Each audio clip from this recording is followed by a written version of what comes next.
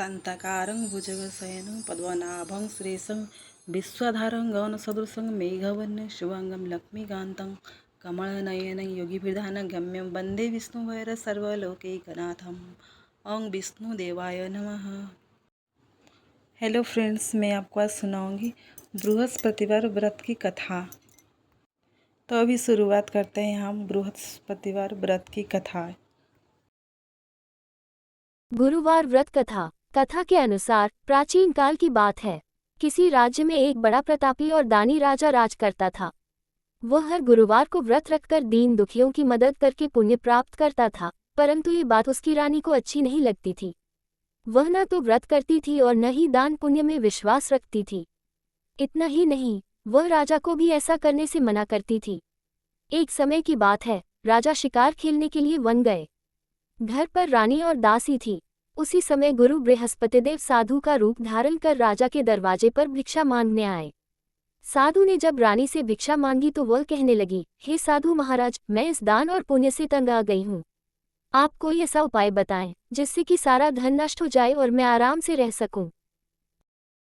इतना सुनकर बृहस्पतिदेव ने कहा, हे देवी, तुम बड़ी विचित्र हो। संतान और धन से कोई दुखी होता है। अगर अधिक धन है तो इसे शुभ कार्यों में लगाओ, कुंवारी कन्याओं का विवाह कराओ, विद्यालय और बाग बगीचे का निर्माण कराओ, जिससे तुम्हारे दोनों लोग सुधरें। परंतु साधु की इन बातों से रानी को खुशी नहीं हुई। उसने कहा कि मुझे ऐसे धन की आवश्यकता नहीं है जिसे मैं दान दूं और जिसे संभालने में मेरा सारा समय नष्ट हो जाए। तब साधु ने कहा, अगर तुम्हारी ऐसी इच्छा है तो मैं जैसा तुम्हें बताता हूँ तुम वैसा ही करना। गुरुवार के दिन तुम घर को गोबर से लीपना, अपने बालों को पीली मिट्टी से धोना, राजा से हजामत बनाने को कहना, भोजन में मांस मदिरा का प्रयोग करना, कपड़े धोबी के यहाँ धुलने देना। इस प्रकार 7 बृहस्पतिवार करने से तुम्हारा समस्त धन नष्ट हो जाएगा। इतना कहकर साधु के रूप में बृहस्पतिदेव अंतर्ध्यान हो गए। साधु के अनुसार कही बातों को पूरा करते हुए रानी को केवल 3 बृहस्पतिवार ही बीते थे कि उसकी समस्त धन संपत्ति नष्ट हो गई। भोजन के लिए राजा का परिवार तरसने लगा। तब एक दिन राजा ने रानी से बोला कि हे रानी, तुम यहीं रहो, मैं दूसरे देश को जाता हूँ, क्योंकि यहाँ पर सभी लोग मुझे जानते हैं, इसलिए मैं कोई छोटा कार्य नहीं कर सकता। ऐसा कहकर राजा दूसरे देश चला गया। वहाँ वह जंगल से लकड़ी काट कर लाता और शहर में बेचता। इस तरह वह अपना जीवन व्यतीत करने लगा। इधर राजा के परदेश जाते ही रानी और दासी दुखी रहने लगी। एक बार जब रानी और दासी को 7 दिन तक बिना भोजन के रहना पड़ा, तो रानी ने अपनी दासी से कहा, हे दासी, पास ही के नगर में मेरी बहन रहती है। वह बड़ी धनवान है, तू उसके पास जा और कुछ ले आ, ताकि थोड़ी बहुत गुजर बसर हो जाए। दासी रानी की बहन के पास गई। उस दिन गुरुवार था और रानी की बहन उस समय बृहस्पतिवार व्रत की कथा सुन रही थी। दासी ने रानी की बहन को अपनी रानी का संदेश दिया, लेकिन रानी की बड़ी बहन ने कोई उत्तर नहीं दिया। जब दासी को रानी की बहन से कोई उत्तर नहीं मिला तो वह बहुत दुखी हुई और उसे क्रोध भी आया। दासी ने वापस आकर रानी को सारी बात बता दी। ये सुनकर रानी ने अपने भाग्य को कोसा। उधर रानी की बहन ने सोचा कि मेरी बहन की दासी आई थी, परंतु मैं उससे नहीं बोली, इससे वह बहुत दुखी हुई होगी। कथा सुनकर और पूजा समाप्त करके वह अपनी बहन के घर आए और कहने लगी, हे बहन, मैं बृहस्पतिवार का व्रत कर रही थी।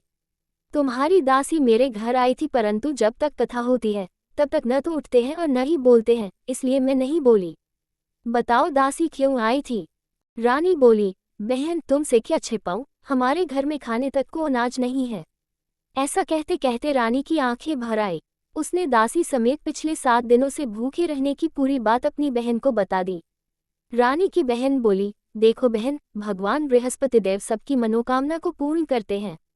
देखो, शायद तुम्हारे घर में अनाज रखा हो। पहले तो रानी को विश्वास नहीं हुआ, पर बहन के आग्रह करने पर उसने अपनी दासी को अंदर भेजा तो उसे सचमुच अनाज से भरा एक घड़ा मिल गया। ये देखकर दासी को बड़ी हैरानी हुई। दासी रानी से कहने लगी, हे रानी, जब हमको भोजन नहीं मिलता तो हम व्रत ही तो करते हैं, इसलिए क्यों न इनसे व्रत और कथा की विधि पूछी जाए, ताकि हम भी व्रत कर सकें। तब रानी ने अपनी बहन से बृहस्पतिवार व्रत के बारे में पूछा। उसकी बहन ने बताया, बृहस्पतिवार के व्रत में चने की दाल और मुनक्का केले की जड़ में अर्पित करें तथा दीपक जलाएं, व्रत कथा सुने और पीला भोजन ही करें। इससे बृहस्पतिदेव और भगवान विष्णु प्रसन्न होते हैं। व्रत और पूजा की विधि बताकर रानी की बहन अपने घर को लौट गई। 7 दिन के बाद जब गुरुवार आया तो रानी और दासी ने व्रत रखा। वह घुड़साल में जाकर चना और गुड़ लेकर आई। फिर उससे केले की जड़ तथा विष्णु भगवान की पूजा की। अब पीला भोजन की चिंता को लेकर दोनों बहुत दुखी हुई। चूंकि उन्होंने व्रत रखा था इसलिए बृहस्पति देव उनसे प्रसन्न थे। वह एक साधारण व्यक्ति का रूप धारण कर 2 थालों में पीला भोजन दासी को दे गए। भोजन पाकर दासी प्रसन्न हुई और फिर रानी के साथ मिलकर भोजन ग्रहण किया। उसके बाद वह सभी गुरुवार को व्रत और पूजा करने लगी। बृहस्पति देव की कृपा से उनके पास फिर से धन संपत्ति आ गई, परंतु रानी फिर से पहले की तरह आलस्य करने लगी। तब दासी बोली, देखो रानी, तुम पहले भी इस प्रकार आलस्य करती थी, तुम्हें धन रखने में कष्ट होता था। इस कारण सभी धन नष्ट हो गया और अब जब देव बृहस्पति की कृपा से धन मिला है तो तुम्हें फिर से आलस्य होने लगा है। रानी को समझाते हुए दासी कहती है कि बड़ी मुसीबतों के बाद हमने ये धन पाया है, इसलिए हमें दान पुण्य करना चाहिए, भूखों को भोजन कराना चाहिए और धन को शुभ कार्यों में खर्च करना चाहिए। इससे तुम्हारे कुल का यश बढ़ेगा, स्वर्ग की प्राप्ति होगी और पितृ प्रसन्न होंगे। दासी की बात मानकर रानी अपना धन शुभ कार्यों में खर्च करने लगी। इससे पूरे नगर में उसका यश बढ़ने लगा। बृहस्पतिवार व्रत कथा के बाद श्रद्धा के साथ आरती की जानी चाहिए। इसके बाद प्रसाद बांटकर उसे ग्रहण करना चाहिए।